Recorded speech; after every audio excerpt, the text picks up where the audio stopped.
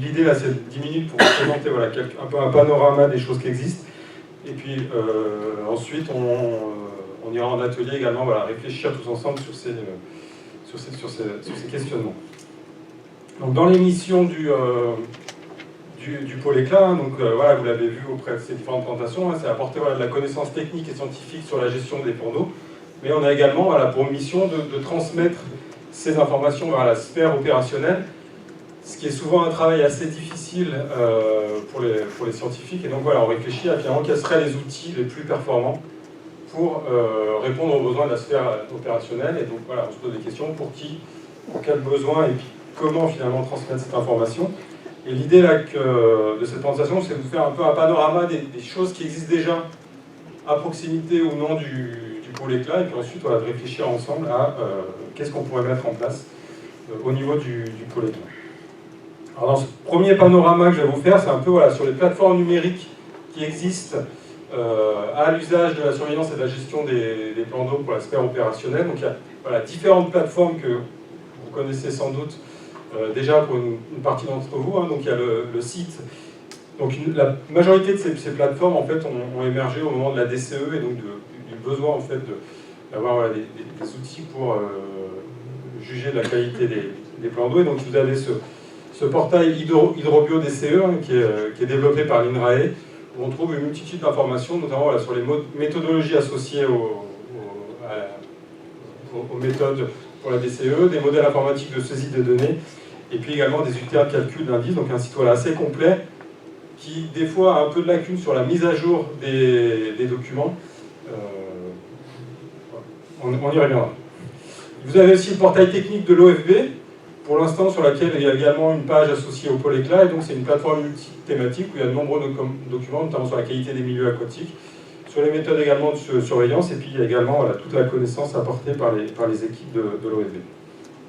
Vous avez ensuite voilà, d'autres plateformes qui ont été évoquées hier. Hein. Vous avez Aquaref, donc, qui est le laboratoire national de référence pour la surveillance des milieux aquatiques, qui est une plateforme voilà, plutôt technique, où vous allez avoir les fiches méthodes et les guides techniques sur tout ce qui concerne autour des prélèvements et des analyses chimiques hydrobio. Donc c'est voilà, des documents assez techniques, mais qui sont très très riches, que vous pouvez consulter. Et puis on a également ensuite le Cendre, donc la plateforme du Cendre, qui est plutôt axée données, mais vous avez également voilà, différents formulaires et guides, et puis notamment tout ce qui tourne autour des dictionnaires, et puis du vocabulaire qui tourne autour des plans d'eau. Autre outil plus opérationnel, vous avez le site Eau France, donc qui est l'information directe publique autour de l'eau, et donc vous trouvez sur ces documents de nombreuses synthèses de données sur le milieu aquatique, et puis une actualité assez récurrente avec des bulletins mensuels et puis des chiffres clés. Pour ceux qui veulent encore de l'information sur les plans d'eau à l'échelle nationale, vous avez le portail documentaire Eau et Biodie, donc il y a un portail numérique où vous avez un pléthore de documents techniques et scientifiques. Donc actuellement, là c'est les chiffres que j'ai récupérés hier, et vous avez pratiquement 70 000 documents autour de la surveillance et de la gestion des plans d'eau qui sont disponibles sur cette plateforme. Je ne les ai pas tous lus personnellement. Et puis, la dernière diapo pour les plateformes numériques qui existent, vous avez Gesto, qui est plutôt axé à la communauté territoriale, plutôt dans le panorama des sages, mais pareil, vous avez énormément de documentation, et ce qui est aussi intéressant, vous avez des webconférences qui vous permettent voilà, d'avoir de l'information visuelle, qui est des fois voilà, un peu plus simple à acquérir que des documents techniques papier. Et puis vous avez également voilà, l'Observatoire national de la biodiversité, qui est à l'échelle globale nationale, qui touche la biodiversité terrestre. Vous avez également beaucoup de documentation sur la biodiversité des milieux d'eau douce, avec des guides techniques, de la méthodologie, des protocoles, et puis les données issues des politiques publiques. Donc voilà, déjà beaucoup de plateformes numériques à l'échelle nationale qui traitent finalement de la gestion et de la surveillance des plans d'eau. Et donc par rapport à ça, voilà, comment le pôle éclat peut se positionner, doit se positionner pour transmettre également voilà, les documents qui sont propres au pôle éclat ou également par d'autres organismes. Donc, dans la médiation scientifique, il y a cet aspect finalement mise à disposition des documents. Il y a également d'autres aspects qui sont importants dans la médiation scientifique, ça va être tout l'aspect animation, qui sont également au cœur de ce qu'on appelle les centres de ressources OFB. Donc, qui sont des structures typiques de l'OEP. Donc voilà, pour ceux qui ne connaissent pas, il y a 2 centres de ressources qui sont à cheval sur les thématiques qui concernent le pôle éclat. C'est le centre de ressources milieu humide, qui intègre normalement également une partie des plans d'eau sur lesquels on travaille, et puis le centre de ressources cours d'eau, qui a également qui est une partie de la méthodologie technique qui est utilisée sur les cours d'eau qui peut être répliquée sur les plans. Ensuite, les autres objets qui existent en termes d'animation scientifique et qui sont en lien étroit avec le pôle éclat, c'est tout ce qui va être les réseaux d'observatoires et puis d'animation à l'échelle du territoire. Donc pareil, ici, l'idée c'est de vous faire un peu un panorama de ces différents réseaux. Vous avez le réseau RNT qui vous a été présenté ce matin par Rosalie, avec une donnée, avec un aspect données et observatoire, mais vous avez également la mise à disposition de guides méthodologiques et les protocoles pour pouvoir équiper n'importe quel lac à l'échelle nationale. Et puis vous avez également de la valorisation scientifique et de la valorisation à l'échelle des gestionnaires, et puis de l'animation qui est faite également par Rosalie et d'autres auprès des agents de terrain.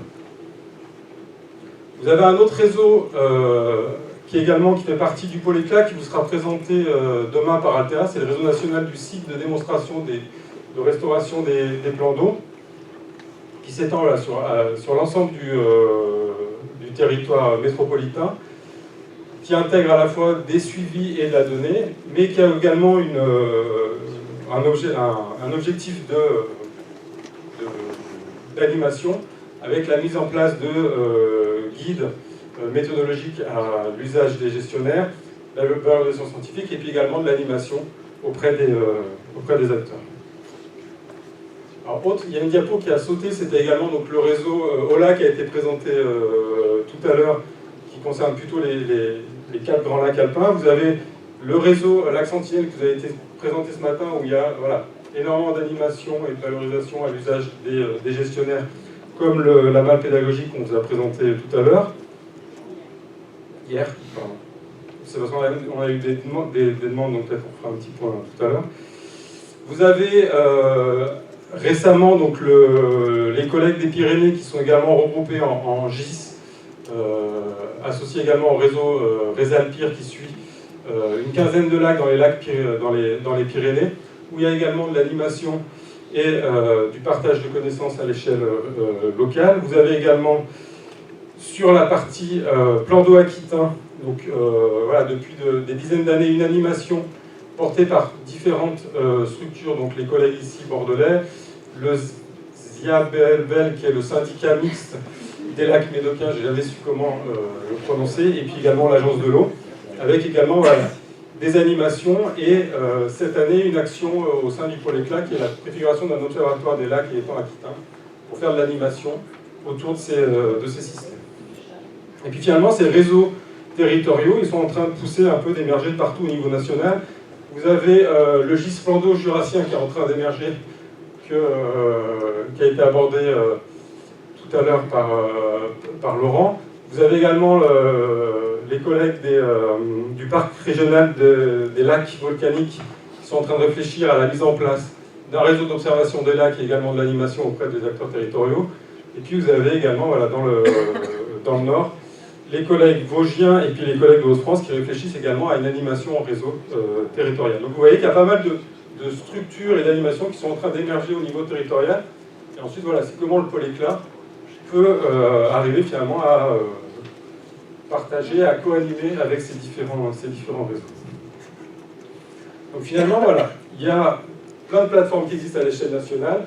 Il y a des réseaux à l'échelle locale qui sont en train de se monter. Donc les réflexions qu'on a eues et qu'on va avoir, c'est comment le pôle éclat peut se positionner d'un point de vue national sur l'animation et puis la valorisation finalement des travaux produits par le pôle éclat.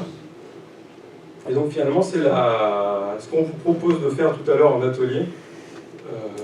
Ça va être de réfléchir finalement aux besoins et qu'est-ce qu'on devrait mettre ensemble par rapport à toutes ces questions.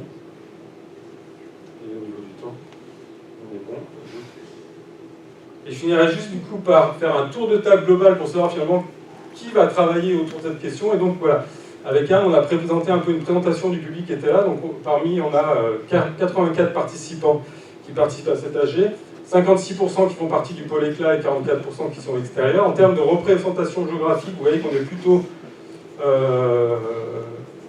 axé surtout sur la partie sud-est du territoire français, et que voilà, on a une majorité d'entre vous qui font partie de l'INRAE, un tiers qui fait partie de l'OFB, et puis ensuite ça se répartit entre les universités et puis d'autres structures.